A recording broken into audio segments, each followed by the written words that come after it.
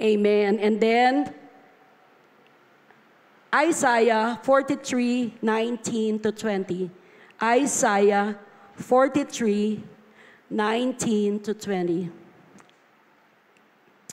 Hallelujah. Behold, I will do a new thing. Now it shall spring forth, shall ye know it. I will even make a way in the wilderness and rivers in the desert.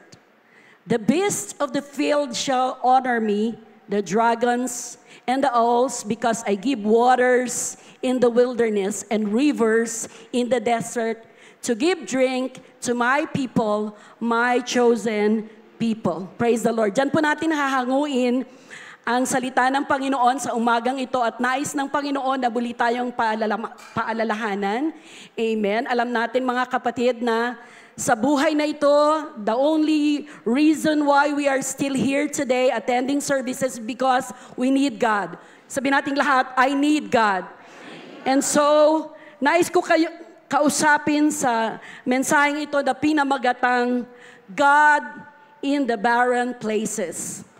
God in the barren places. Amen. Habang inihiling ko, nandiyan ba si Journey na mag-pray sa mga salita ng Panginoon na inihanda niya para sa ating lahat.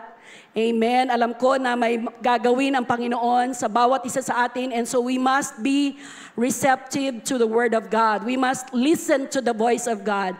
I know every time na nakikipag-usap ang Panginoon sa atin, may pamagat ang ating mahal na pastor, pero in the middle of the messages ay may rima lagi ang Panginoon sa bawat mensahe na ipinagkakaloob niya sa atin. Manalangin tayo mga kapatid.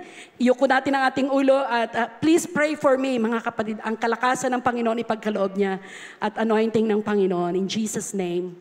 Hallelujah. Let us pray. Lord Jesus, we thank you, God. Hallelujah for this brand new day, oh God, that you have created, Lord Jesus. And God, hallelujah, we thank you, God, for sa oras na ito na kami, oh God, may makakapakinig muli, oh Lord Jesus, ng iyong mga salita, Lord Jesus.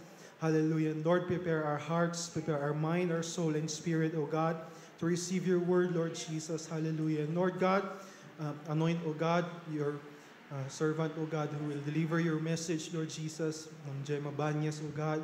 Use her, Lord God, for your glory, O God. Anoint her lips, Lord Jesus. Hallelujah. The word that comes from you, Lord God. Give us wisdom, knowledge, and understanding, Lord Jesus. Hallelujah. Upon the word that we will receive today, Lord Jesus. And Lord, we also pray, O God, for our pastor and our assistant pastor, O God, for their ministries today, Lord Jesus. Yes, Hallelujah. O God. Hallelujah. Lord, continue to guide them, give them strength, O God, physically, spiritually, O God. Hallelujah. Hallelujah. Lord God, as we continue our service, as we, O God, hallelujah. Alisin mo, Panginoon, ang namang disturbance, Panginoon. O God. Yes, Hallelujah, Lord. Yes, Jesus, Lord. as We focus rebuke on it your in word, O Jesus' God. name. Strengthen us through your word, O God. Hallelujah. In Provide Jesus' our needs, name. O Lord God, to the word that you will deliver today, Lord Jesus. Hallelujah. Lord, we pray, we give you all the glory, honor, and praise, and we claim the victory in Jesus' name. Amen. Hallelujah. Sabihin mo sa iyong katabi, God in the barren places. Amen. Pwede na po tayong makaupo. Amen. Alam ko na tayong lahat ay patuloy na kinakausap ng Panginoon sa ating paglilingkod sa Kanya. Naranasan niyo ba na namasyal sa isang disyerto o sa mga barren places? Barren places, barren land refers to an area where plant growth is sparse, stunted, or non-existent. Ito po ay mga lugar na tuyo, tahimik, walang halamang nabubuhay at kung meron man, mangilan-ngilan lamang. Napakainit ng lugar o napakalamig, kulang sa tubig. This can be rocky, sandy, or icy, found in deserts, high mountains, or polar regions. This place lacks vegetation, there's poor soil quality, and harsh environment. Alam ko mga kapatid, na kung tayo ay naglalakbay o kung tayo ay nagtutour, hindi natin hinahanap ang mga barren places. We usually go to beautiful places. We compared our life and our journey to a long or short journey. Ito ay ikinumpara sa ating buhay, paglalakbay, pagsakay sa iba't ibang sasakyan. Amen. Ang mga ilan sa inyo nangangarap sumakay ng eroplano, sumakay ng barko, at ang ilan naman ay nanonood na lang sa cellphone sa mga sumasakay sa barko o sumasakay sa eroplano. Amen. Iba-iba ang kwento ng ating buhay. Ang ating buhay ay parang drama kapag may mga pagsubok. Ang ating buhay ay parang horror, nagkakaroon ng takutan. Ang ating buhay ay para bagang walang kulay. At ang ilan naman ay sobrang makulay. Ano ang kwento ng buhay mo? Ang sabi ng isang author, I believe the human body and spirit are wired for adventure. Gustong-gusto natin ng paglalakbay. God has given us an innate desire to see places, to take risks. The urge to live adventurously remains strong. Alam nyo, kahit mga bata pa, kapag nakikita natin yung mga eroplano na lumilipad, sinasabi natin, balang araw, paglaki ko, sasakay ako dyan. Amen? At mula noon hanggang ngayon, meron tayong desire na mamasyal, maggala. At ang ilan sa inyo, sadyang makati ang inyong paa. Hindi kayo masaya na hindi nakakagala. We want to try more and more experiences in life. May mga nakikita tayong mahilig umakyat sa bundok, mountain climbing, adventure vacation, nag-iipon sila ng pera, nag-iipon sila lalo na ng pandemic. After pandemic, gusto natin lumabas, lumaya, sapagkat maraming panahon na para tayong nabaliw na nakatago sa loob ng ating mga tahanan. Sorry for the word. We want river crossing, volcano climbing. Gusto mo mismong pumasok sa bibig ng volcano. Yung iba naman ay gusto nyo ng shark diving, boat adventure, or airplane rides. Alam nyo yung first time ko talaga, 1996, na nakasakay ng eroplano, palakpak ako ng palakpak. Pasensya na. Sapagkat, first time. Pag sinabi niyong first time, kakaiba ang pakiramdam. Sabi mo sa katabi mo, naranasan mo yung first time na nakasakay sa mga eroplano, ganyan. First time na makarating ng Baguio City. First time na makapunta ng Manila. Ang akala natin yung Manila talagang magandang-maganda, di ba? Yung first time na nakarating ako ng Manila, ay sabi ko, I think magka-college na ako noon. Wow, Manila, parang heaven, mga kapatid. Wow! Ngunit yung tinitirahan na pinuntahan namin, mga kapatid, nasa likod lang ng malaking building. Parang mas maganda pa yung bahay sa baryo. Sabi ko, ganito pala ang Manila. So, nakita ko yung mga iskinita, may mga bahay na walang CR. Yun pala kako. Pero mga kapatid, makikita natin yung improvement, yung paglago, at sabi natin gusto nating maranasan. Gusto nating maranasan ang pumunta ng Hong Kong, Singapore, Thailand, o sa iba't ibang bansa na kaya nating marating.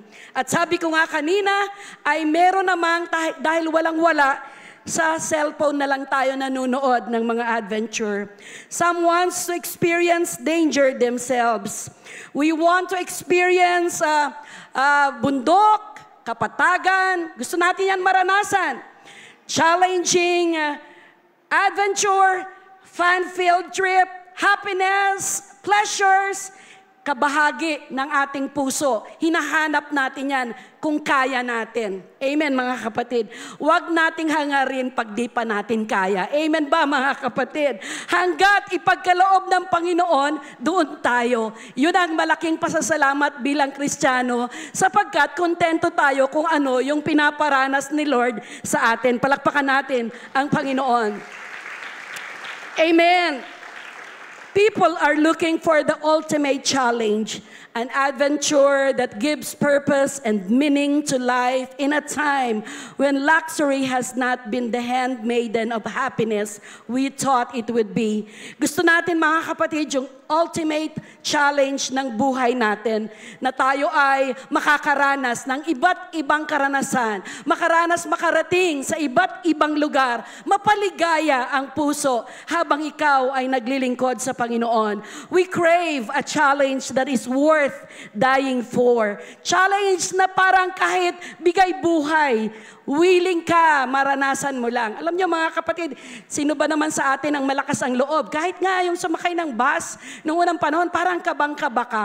But, pag nakasakay ka na, parang nagtiwala ka na dun sa driver na mararating mo yung destination, nararating mo yung mga iba't ibang lugar, may tiwala ka doon sa magdadala ng manubela. So pagdating mo rin sa boat, yan, mga kapatid, noong mga unang panahon, wala pa tayong pang-airplane.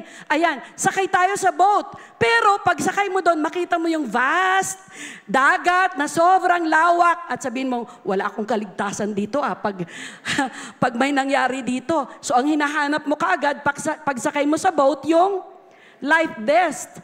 Bago ka matulog, kung pwede lang matulog ka na naka-life vest. Kasi mga kapatid, nandoon sa loob ng adventure or travel na yan ay ang challenges ng paglalakbay.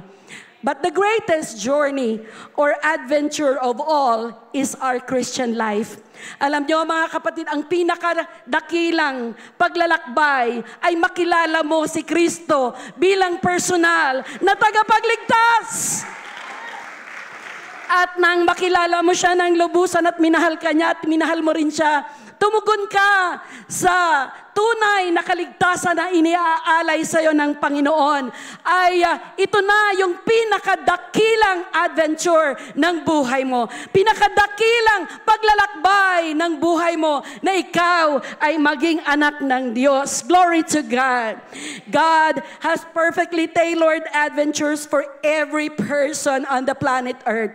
Mayroong napakagandang paglalakbay ng bawat isa sa atin habang tayo ay nabubuhay sa mundong ito. Ang ilan, mga kapatid, ay dumaan sa iba't ibang karanasan ng buhay bago nila completely naibigay ang kanilang buhay. I wish makakapag-testify ako na naranasang mag-drugs, uminom ng alak, naranasang maging pasaway, naranasang mawala sa sarili, naranasang sinira ang buhay bago nakilala ang Panginoon. Wow, pumapalakpak tayo kapag nakakarinig tayo ng ganong testimony. Nakaka-bless. Amen. Palakpakan natin ang Panginoon. Maririnig natin ang isang tatay o isang young people na lalaki na sasabihin niya na dati siyang drug addict, binago siya ng Panginoon. Dati siyang loko-loko o problema ng magulang, pero binago siya ng Panginoon. What a real testimony!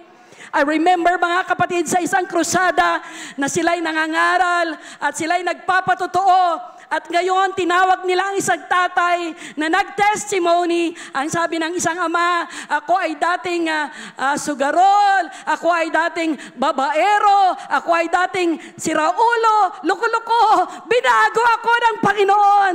At doon sa likod, mga kapatid, ay managsabi, oh, hindi totoo yan. Hindi totoo ang testimony na yan.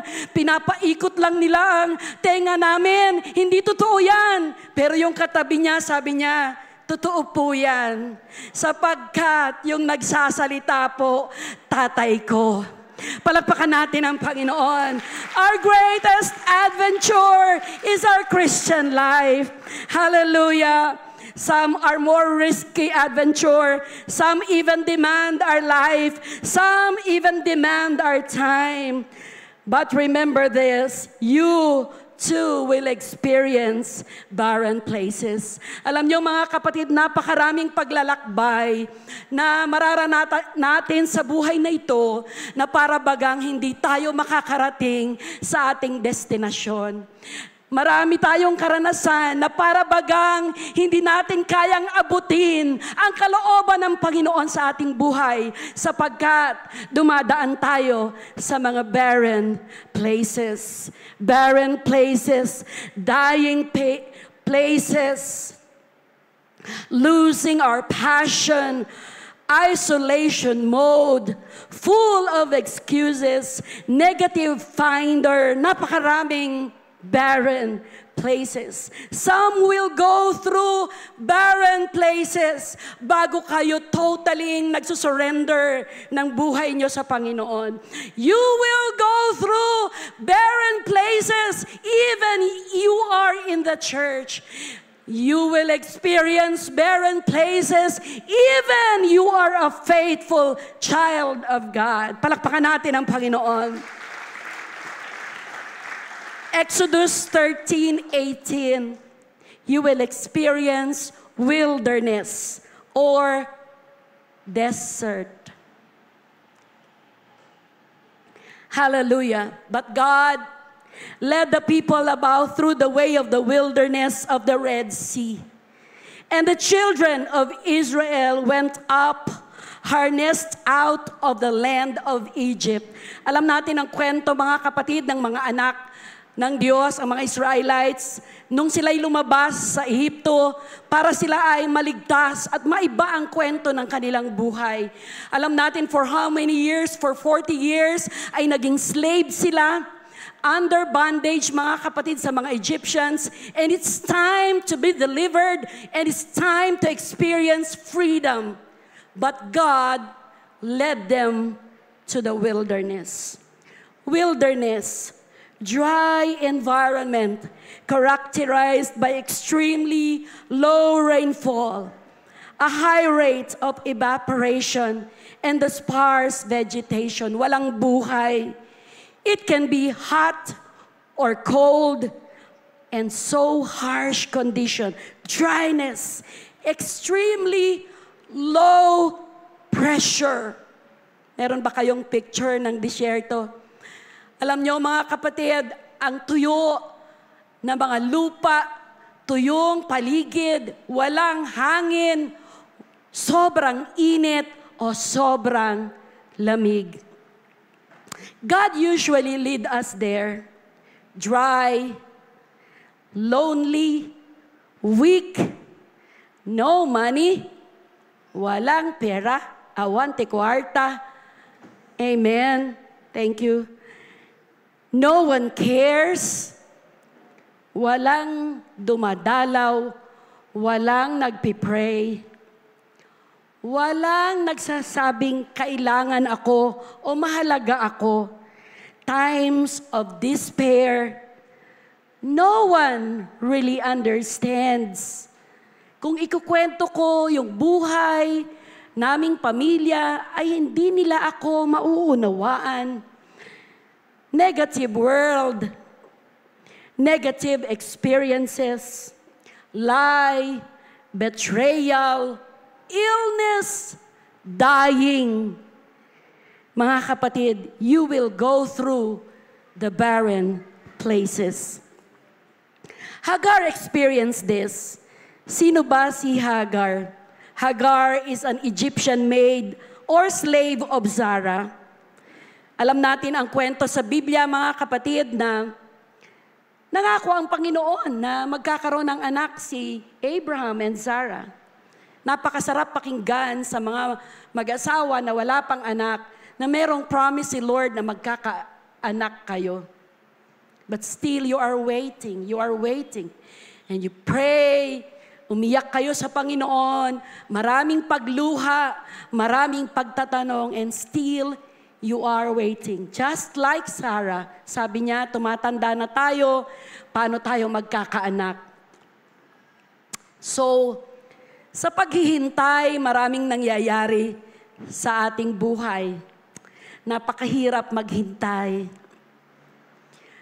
Lalo na sa ating kapanahunan na nasanay tayo ng mabilisan. Gustong-gusto natin mabilisan, madali maluto. Instant revival, instant soul winning, instant na marating ang paglago ng iglesia. And the process of waiting is very, very long. Amen, mga kapatid. So dahil may pangako, hindi na makahintay si Sarah. Pasensya na mga babae, nahihirapan tayong maghintay. Para tayong bata na pag tayo ay naghihintay at hindi tayo napagbigyan, ay nagsisisipa tayo. Nagwawala tayo. Sabi ni Sarah, Lord, ang tagal. Ginawa na namin ang lahat, pero wala ang sanggol na pangako mo. For this reason, hindi niya mahintay ang kalooban ng Panginoon sa buhay niya. Naranasan niyo ba yon? Na hindi niyo mahintay ang kalooban ng Panginoon sa buhay niyo? At sasabihin niyo, wala na, awanan. Kastoy latta. Awan serbi. Walang silbi yung paglilingkod ko. Ganun pa rin. Walang pagbabago. Walang resulta. Barren places. And so Sarah talked to Abraham. Sabi niya, hindi ako magkakaanak. Palipas na. 80s. Palipas na. Wala na ako monthly period. And so, andyan si Hagar, bata pa siya. Binibigyan kita ng laya. Pwede ka sa kanya. Wow, ang sarap siguro pakinggan ng mga tatay pag may ganyang instruction. Yan ay Old Testament, mga kapatid. And so, with the consent of Sarah, ibinigay niya ang kanyang slave. She gave. So Hagar became the mother of Ismael. And so nung naglilihi na si Hagar, na-insecured na si Sarah. Insecurity creeps in the barren places. Disappointment creeps in the barren places. Questions, pag-aalala, doubts, worry creeps in our minds in the barren places. Makikita mo, naglilihi, nagsusuka. Ikaw naghihintay ka nag-iinarte ka na nga na nagsusuka pero wala pa rin. Right? So, umalis ka rito, hindi ako masaya na naglilihi ka na. Umalis ka rito. Lumayo ka. Look at the barren life of Sarah. Kung ikaw ang nasa kalagayan niya. Look at the barren life of somebody who is suffering from pain. So, Hagar went out and she went to her own wilderness. Bakit? Sapagkat hindi na maiiwasan yung mistreatment na mararanasan niya mula kay Sarah. She demanded her to go away. At siguro, kung mabait siyang babae, sasabihin lang ni Sarah, alis ka na. Nasasaktan ako Alis ka na. Makita ko lang yung pagmumukha mo, nasasaktan ako. Pero kung salbahing babae, malis ka na. Hindi maganda. O di ba pumayag ka? Na magbuntis ako ng sanggol ng iyong asawa.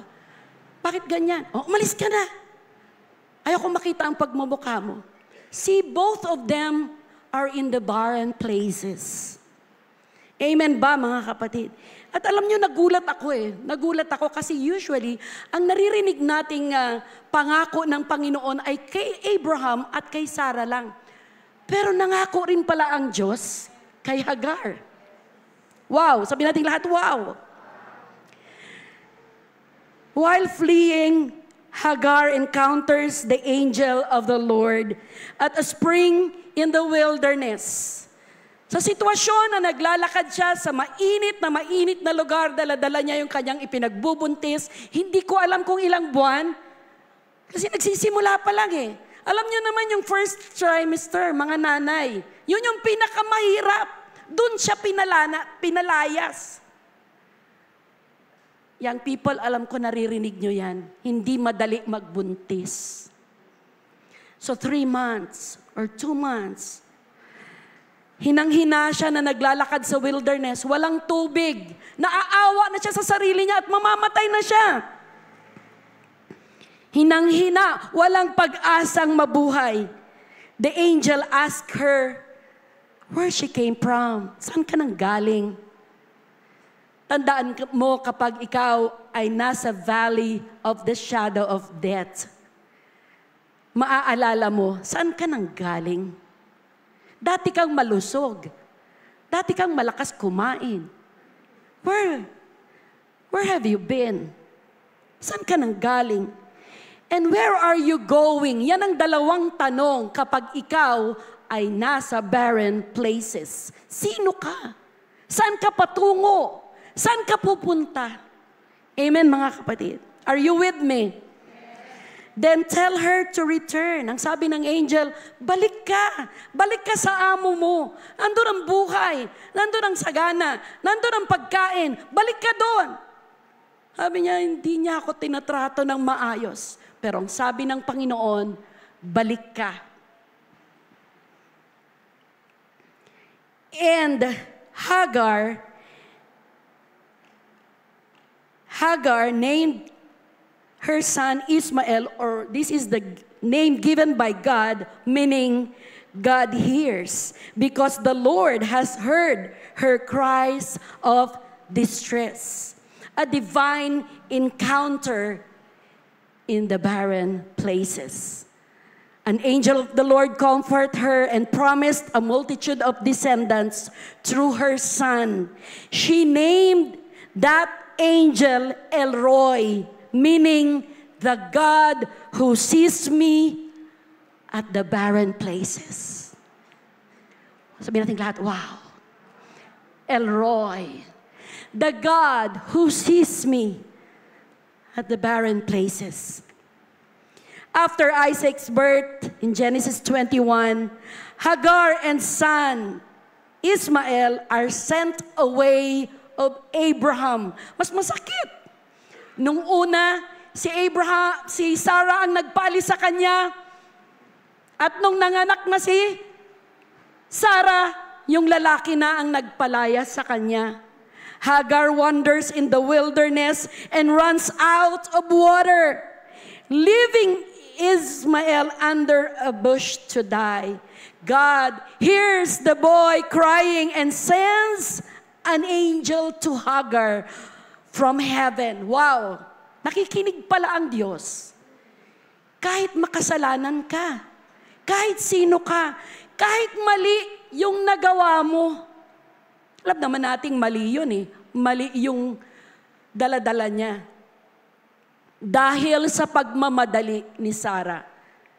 Dahil sa hindi pagsunod sa kalooban ng Panginoon, namamali na ang lahat. That is the main reason why we go to the barren places, because we are not in the will of God. Palakpakan natin ang Panginoon. Hallelujah! So God heard the cry of Ismael. I'm hungry, I'm thirsty. Umiiyak siya. 4 years older, mga kapatid, si Ismael kay Isaac. So I believe, umiiyak siya, uhaw siya. God then opens Hagar's eyes one more time to a well of water which fills and gives the boy a drink. Hagar and Ismael then live in the wilderness of Paran, where God is with them.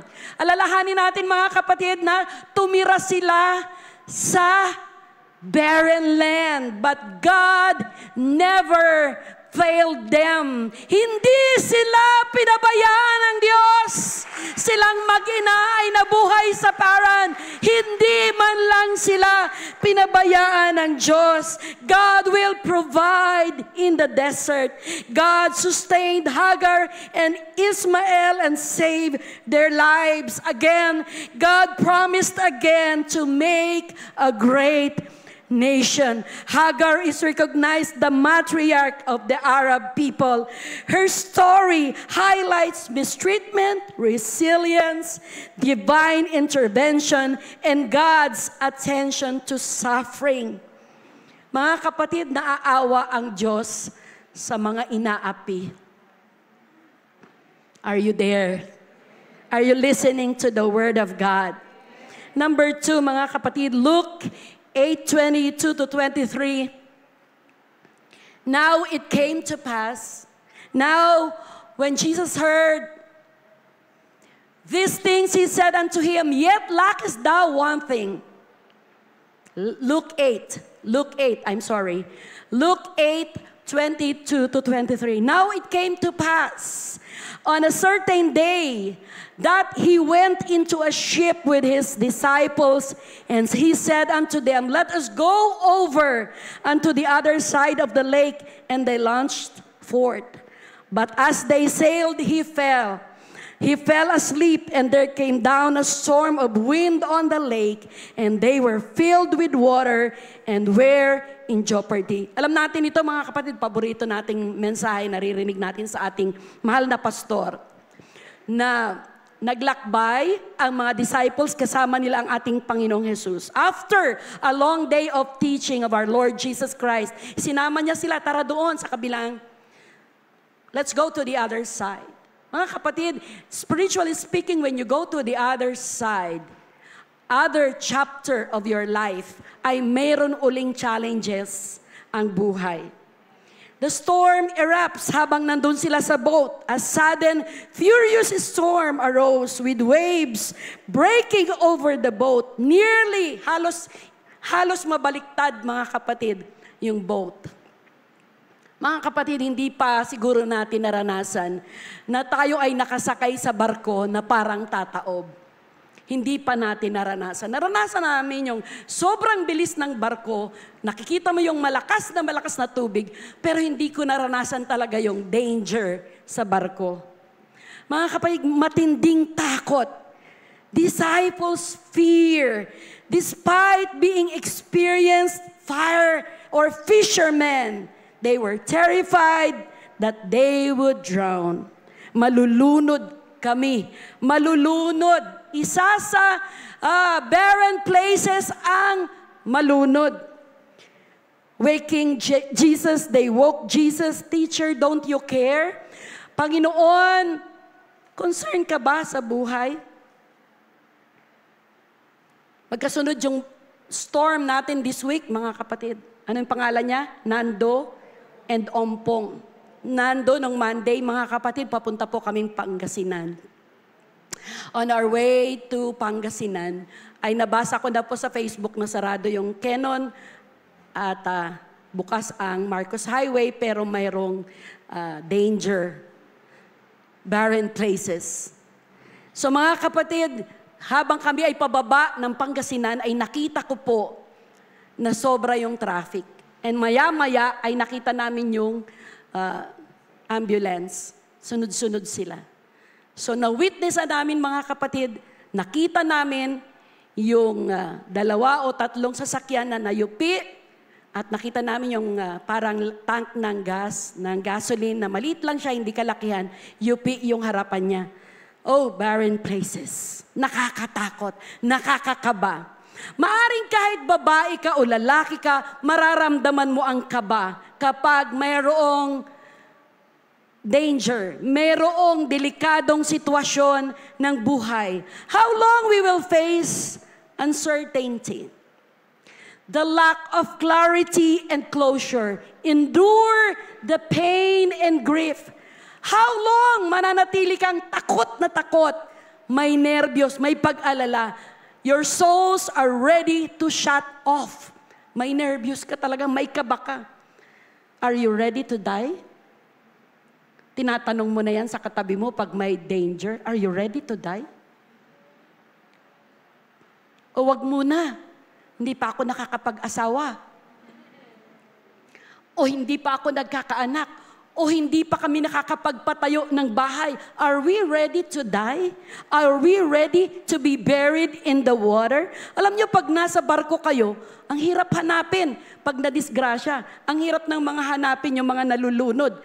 So, yung sementeryo ng mga nalulunod sa tubig, doon na minsan, hindi na mahanap. May karanasan tayo mga kapatid na nasa isang lugar na talagang na-depress yung babae sapagkat ang kanyang anak nakatatapos ng kolehiyo ay nahulog sa tubig at hindi na nila makita. Nagkaroon sila ng dinner, barkada, sama-sama. Tapos nag-inuman siguro, tapos lumakad sa may tubig. Hindi na siya nahintay pabalik. And dahil sa sama ng loob na hindi mahanap ang kanyang bangkay, yung kanyang tatay ay nagpakamatay. Barren places. Mabigat na problema. Yung asawa nahirapang makarecover. It took years, mga kapatid, na makarecover. But remember this, anuman ang kalagayan mo, anuman ang sitwasyon mo sa buhay, kasama natin ang Diyos sa mga storms ng ating buhay.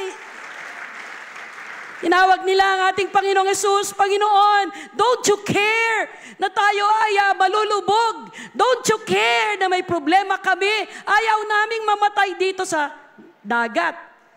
Don't you care?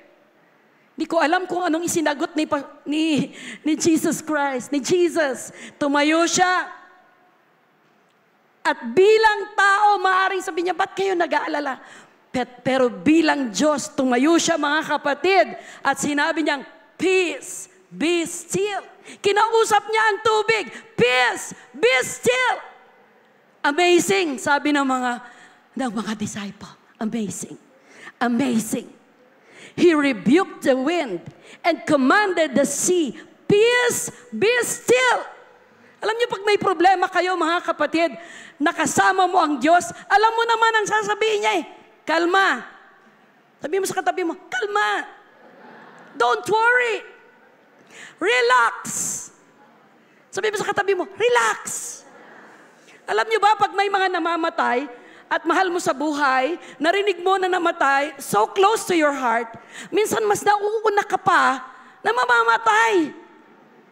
Kapag ibinalita sa iyong namatay. Bakit? Sapagkat tayo ay meron tayong troubled heart. Meron tayong barren places. Sa kaibuturan ng ating puso ay may mga tuyong lugar na kailangang pasukin ng ating Panginoon. Palakpakan natin ang Panginoon.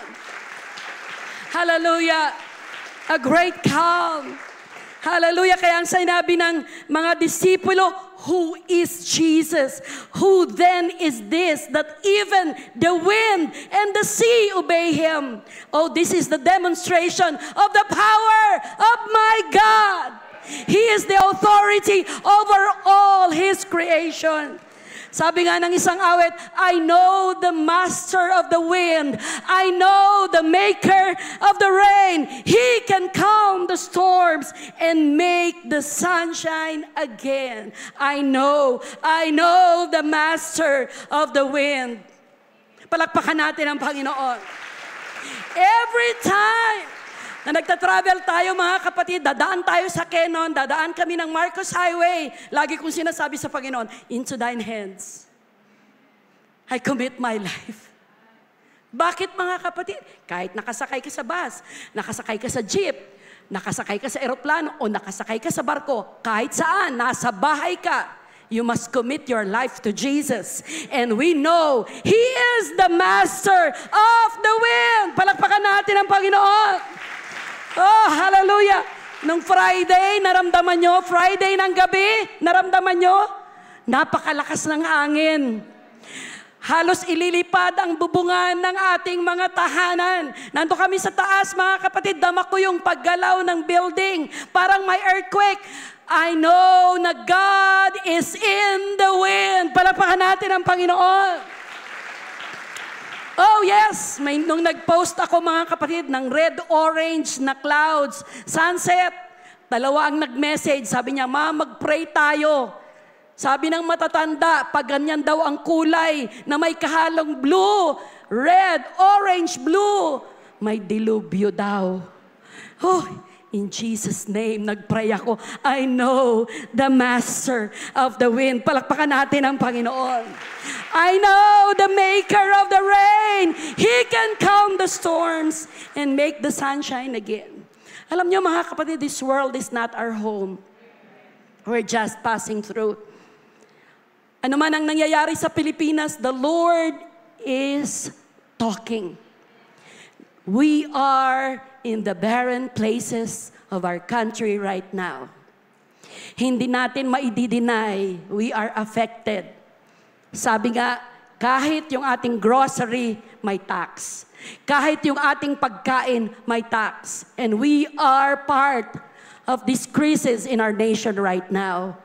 But listen to me very carefully. God is talking to you of what is happening in the world.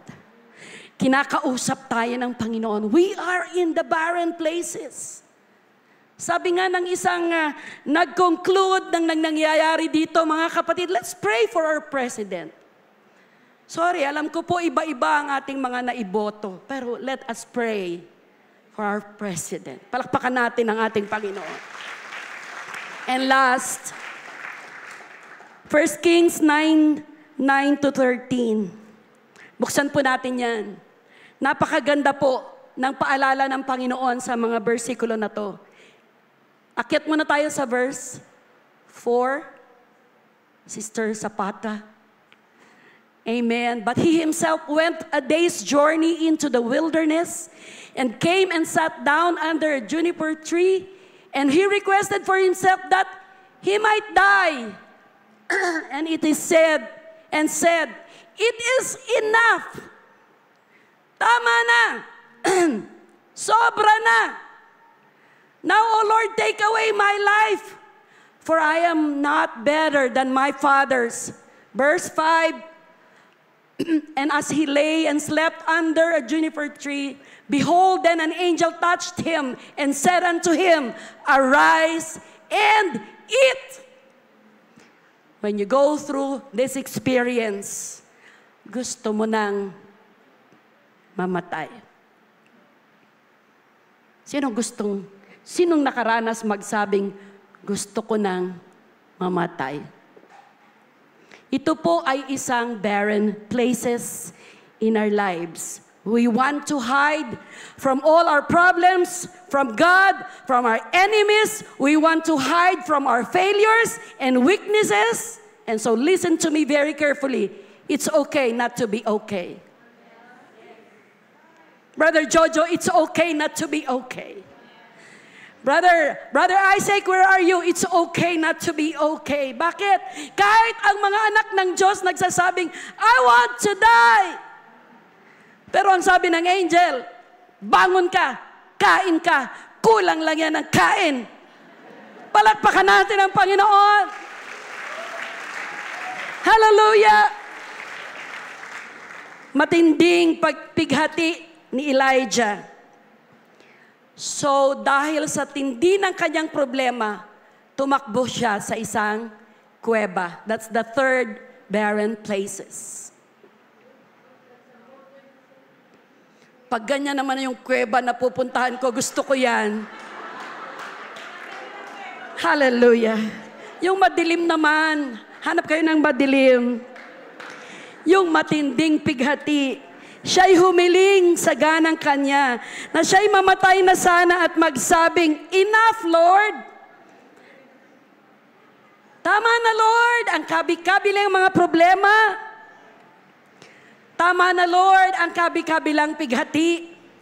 Tama na, Lord, ang iba't ibang challenges ng buhay. Sana naman, Lord, bigyan mo lang ako ng isang basket na prutas. Happy na ako. At saka, 1 million. Sana naman, Lord, makapagtapos na ang aking mga anak. Sana naman, Lord, makapag-asawa ang aking mga anak. Sana naman, Lord, magkaanak at magkaapo. Sana, Lord, makapagpatayo ng bahay. But you will go through barren places. Sabi ng Panginoon kay Elijah, "What are you doing there? Anong ginagawa mo dyan sa kuweba?" Alam nyo ba ang sabi pa ng King James Version, "What is wrong with you?" Anong ginagawa mo dyan, pare? Kumpare? What is wrong with you? Why are you so mad with people? Why are you so angry, bitter, hatred? Bakit ka galit na galit? At dahil sa galit mo, gusto mo na mamatay. Sabi mo sa katabi mo, nakaranas ka ba ng ganyan? You want to hide? You want to shut the door? May mga nanay, pag nagtatampo, naglalak kayo sa kwarto. Barren places. You choose to stay silent? Hindi ka nagpapakita ng ilang buwan? Nagtatago ka?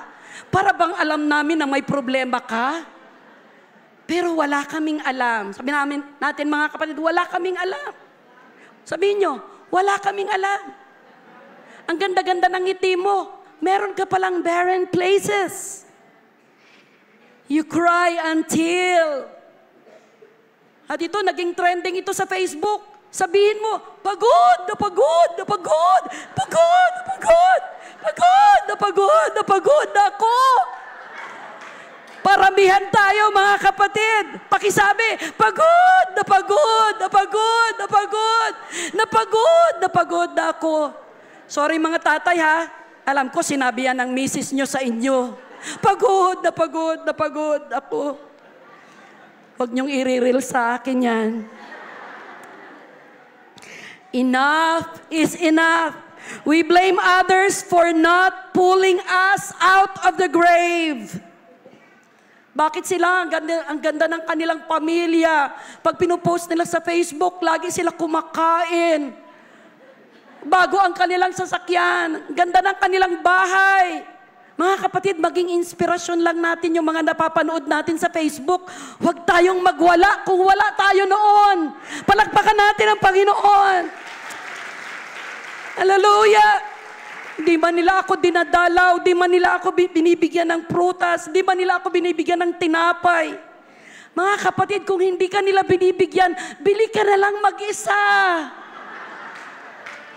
Amen! We cover, we hide, we shut off our phones. We focus on defeat. Bigo, kawawa, walang kaya, mahirap, piman. And another cave experience. 1 Samuel 24 verse 3, where he and his men hide in a cave while King Saul enters to relieve himself. Nagtago mga kapatid si David sa galit ni Haring Saul. Gusto niyang ipapatay si David dahil umawit ang mga kababaihan that Saul killed 1,000 while David killed 10,000. Nakakapatay pala yung inggit mga kapatid. Nakakapanghina pala mga kapatid ang selos. Wake up, church! After David defeated Goliath, he became incredibly popular with the people. Women sang that Saul had killed thousands, but David had tens of thousands, which made Saul deeply envious. Nakangiti sila sa harap mo. O yung ganda-ganda mo. Ganda-ganda ng baro mo. Mabuti ka pa. Hiram lang ito, mga kapatid. Bigay lang ito. Huwag kang maawa sa sarili mo. Palakpakan natin ang Panginoon. Saul grew increasingly fearful that David's popularity and God's favor on him would lead to David becoming the next king. Iniisip na ni Saul, maaagawan ako ng pwesto. Iniisip na ni Saul, wala na siyang pag-asa. Hindi na siya mahal ng mga tao. Nagkaroon siya ng inggit. Nagkaroon siya ng selos. Habang nagtatago si David, balik niyo yung kuweba. Nakaramdam si Haring Saul na natatae. Pumasok siya sa kuweba. At doon siya nagpahingalay. At habang siya'y nagpapahingalay, Bible yan, hindi to akin mga kapatid. Hindi ako nagdadagdag. It's in the Bible. To relieve himself.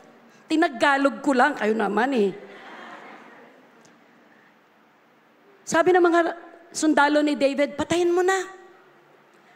Gusto kanyang ipapatay eh. Tandaan ninyo to, pag nag-iisip kayo ng masama sa kapwa nyo, dumarating kayo sa point na kung pwede lang siyang mamatay eh. Yung sobrang galit mo sa kapwa, na gusto mo na rin siyang mawala. Pero dahil sa galit mo sa kanya, ikaw yung unang mamamatay. Ikaw yung unang pwedeng pumasok sa ginawa mong silo. That's jealousy. That's anger. That's envy, mga kapatid. Kaya sabihin mo sa sarili mo, hindi ako dapat mainggit, hindi ako dapat magselos, sapagkat may nakalaan para sa buhay ko. Hallelujah! Palakpakan natin ang Panginoon. But David said, He is my king. I will never touch the anointed king. Hindi ko sasaktan ang hari. Aking katapatan ay mananatili. Siya pa rin ang hari. Alam ko isang araw ako ay maipopromote bilang hari. Pero hindi ako gagawa ng isang paraan para ikamatay niya. Pero nagkaroon siya ng wisdom. Pagbabalikan siya ni Haring Saul.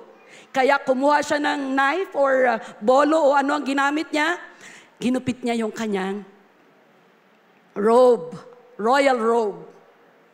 Be careful when you are wearing the royal robe.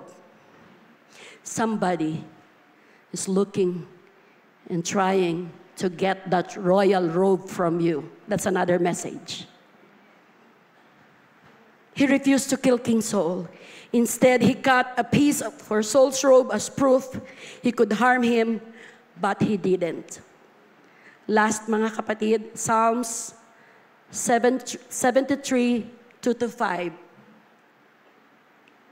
Dito po tayo magtatapos. Pasensya na po kayo, dinahandahan ko po para masabi ko ang lahat ng nakasulat sa aking preparation. Malungkot po kasi ako pag hindi ko natatapos yung mensahe. Kaya sinabihan ko yung sarili ko, kailangan masabi ko to. Psalm 73. Hallelujah. Verse 2. But as for me, my feet were almost gone. My steps had well nigh slipped. Verse 3. For I was envious at the foolish when I saw the prosperity of the wicked.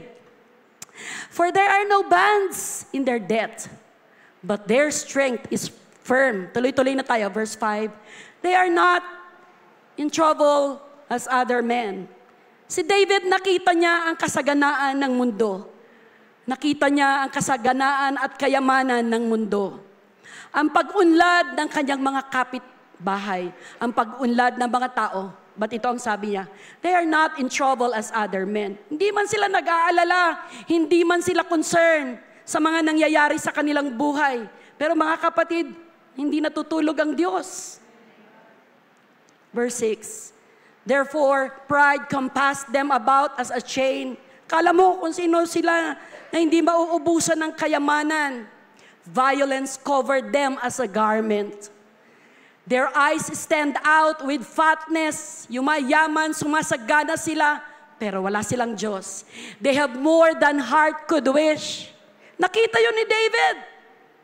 Tayo matapat. Tayo binigay natin ang ating buhay sa Diyos, pero hindi tayo ganun kasagana. Ano sabi ng Bible? Sige, verse 8. They are corrupt and speak wickedly concerning oppression. They speak loftily. Parang nangyayari yan ngayon sa ating bansa. Verse 10. Therefore, his people return hither, and waters of a full cup are wrung out of them. Verse 11. And they say, how does God know? And is there knowledge in the Most High? Come on. Behold, these are the ungodly who prosper in the world. They increase in riches Verily, I have cleansed my heart in vain and washed my hands in innocency. For all the day long have I been plagued and chastened every morning. If I say, I will speak thus, behold, I should offend against the generation of thy children. When I thought to know this, it was too painful for me.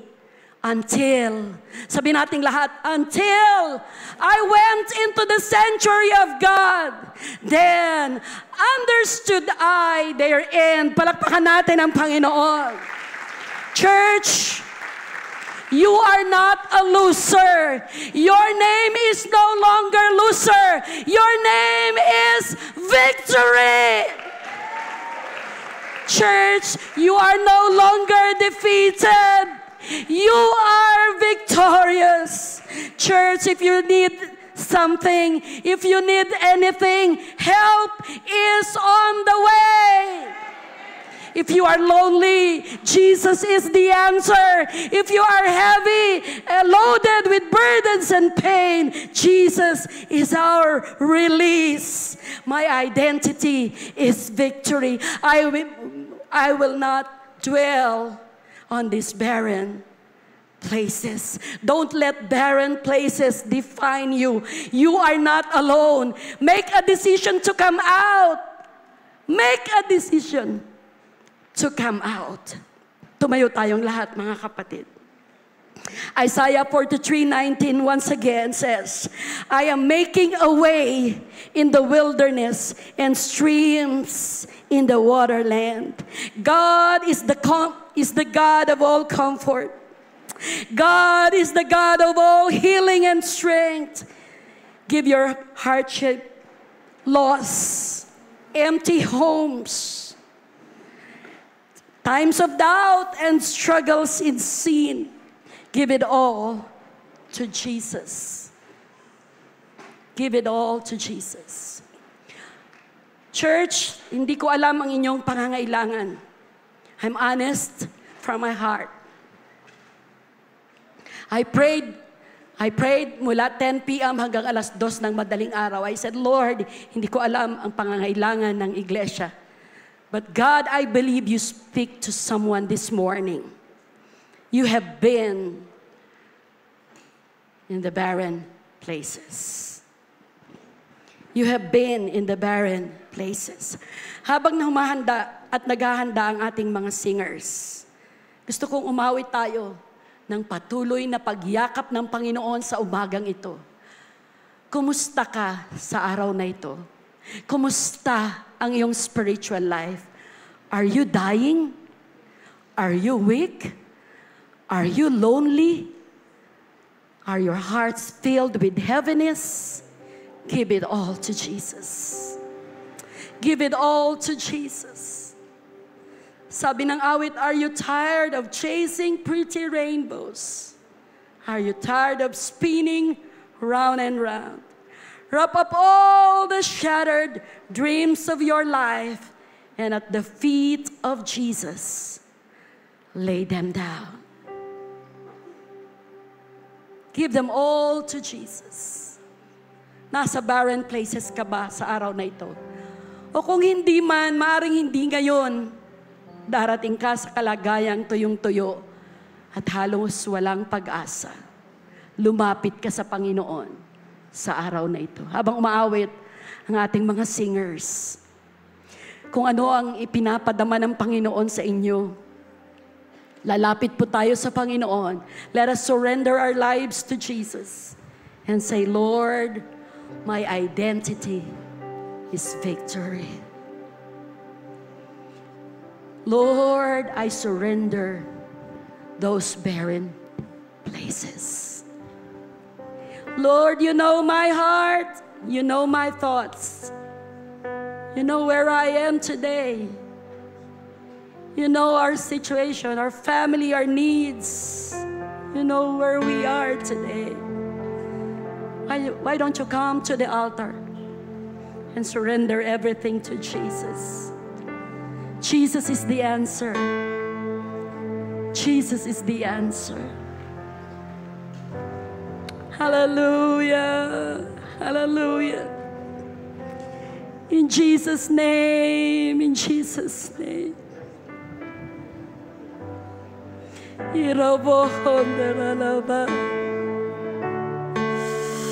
Oh, Lord Jesus. Barren places. Remember, God is in the barren places. He sent His angels to Hagar, and He sent His angels to Elijah. He is in the barren places of your life. Whatever your situation right now, Jesus is the answer. Jesus is the answer.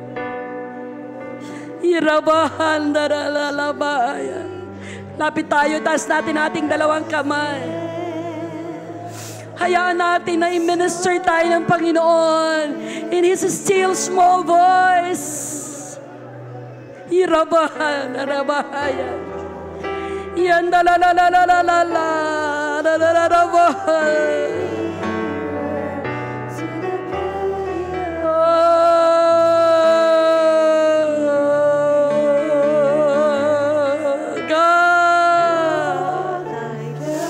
Thirst for you, oh God. You know my needs, you know my situation, Lord. You know where we are today, oh God. Hallelujah.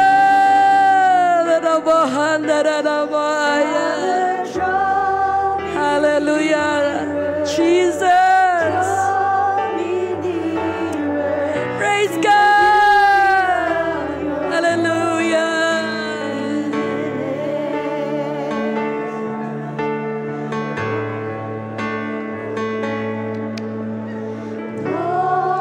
Hallelujah. Let the Spirit of the Lord move in this place one more time. Hallelujah. Ano man ang kalagayan mo, ano man ang sitwasyon mo, ang Diyos ay kasama natin ngayong umaga. Yes, Lord. Speak, oh God. Speak, oh Lord. Hallelujah. Hallelujah.